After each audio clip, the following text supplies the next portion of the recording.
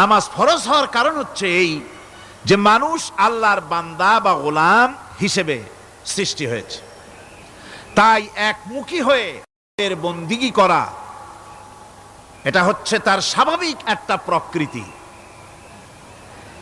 আল্লাহ রাব্বুল আলামিন এই প্রকৃতির দাবি মিটাবার জন্যই নামাজের ব্যবস্থা করেছেন। মানুষের ফিতরাত, মানুষের নেচার, মানুষের ফিতরাত হচ্ছে এই যে কারো না কারো কাছে মাথা নত করা,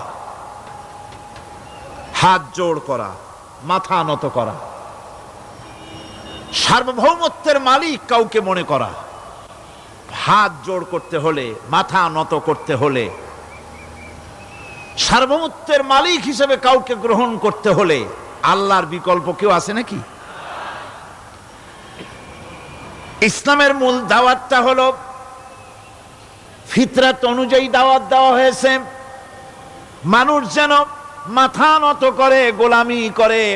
এজন্য আল্লাহ রাব্বুল আলামিন বলেছেন যে আমি মানুষ এবং জিনকে সৃষ্টি করেছি, তার কারণটাই হলো মা খালাকতুল জিন্না ওয়াল ইনসা ইল্লা লিয়াবুদুন। মানুষ আর জিন জাতিকে সৃষ্টি করা হয়েছে ইবাদতের জন্য, গোলামির জন্য। ইবাদত আর গোলামি এটাই করতে হবে, গোলামি করতে হবে, দাসত্ব করতে হবে। আর এই দাসত্ব, আল্লাহর আনুগত্য, এই গোলামির দাওয়াত দিয়েছেন দুনিয়ার সব নবীরা।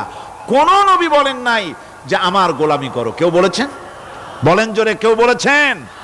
আল্লাহ পাক বলেন ওয়ালাকাদ বা'আসনা ফি কুল্লি উম্মাতির রাসূলা আন ইবুদুল্লাহা ওয়াজতানিবুত তাগুত। প্রত্যেক জাতির জন্য আমি রাসূল প্রেরণ করেছি, তারা মানুষকে দাওয়াত দিয়েছেন এই কথা বলে যে এক আল্লাহর গোলামি করো, তিনি ছাড়া কোনো ইলাহ নাই, আইনদাতা নাই, বিধানদাতা নাই, তার গোলামি, তার সামনে মাথা নত করে দাও। নামাজ হচ্ছে তাওহীদের অবশ্যম্ভাবী এক বহির্প্রকাশ।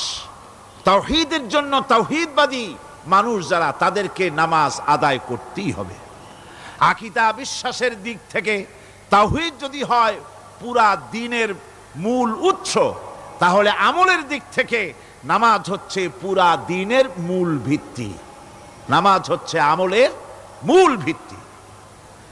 এর বাস্তবায়ন ছাড়া দ্বীন পূর্ণ হয় না। নামাজ মুমিনের কেবলমাত্র একটি উত্তম আমলই নয়, বরং নামাজ হচ্ছে ঈমানের মূল ভিত্তি। যার কাছে নামাজ নাই তার কাছে কিছুই নাই।